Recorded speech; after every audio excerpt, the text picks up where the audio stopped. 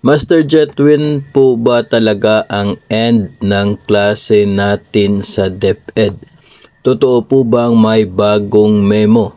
So, kapag ang usapan po ay pagtatapos ng school year, ang basis po natin dyan ay isa pong DepEd order. No? So, kinakailangan po na mayroong DepEd order para po natin masiguro o kaya ay makapag-conclude tayo na talagang ito po yung end of the school year. Nung una, that was DO22, Series of 2023, para sa kasalukuyang school year. Pero ngayong taon ay nagkaroon ng changes.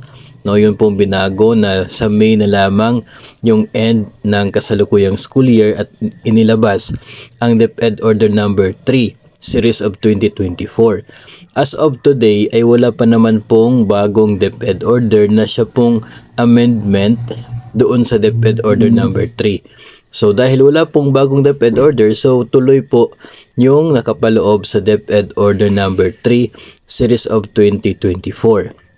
At yun po mga master na yung pagtatapos ng kasalukuyang school year sa darating po na Mayo. At nasa May 29 hanggang 31 yung end of school year rights. So yun po ang masusunod.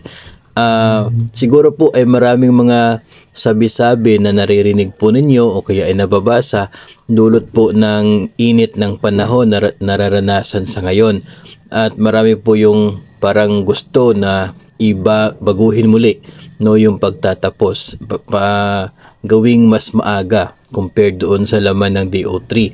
Pero hindi po yun magkakatotoo hanggat hindi po maglalabas ng isa pong DepEd order para po baguhin yung laman ng DepEd order number 3 series of 2024. No, so kung sabi-sabi pa lamang po yun at wala pong DepEd order na basihan, huwag po tayong basta maniwala dyan, no, dahil hindi po yun magiging official hanggat wala pong DepEd order.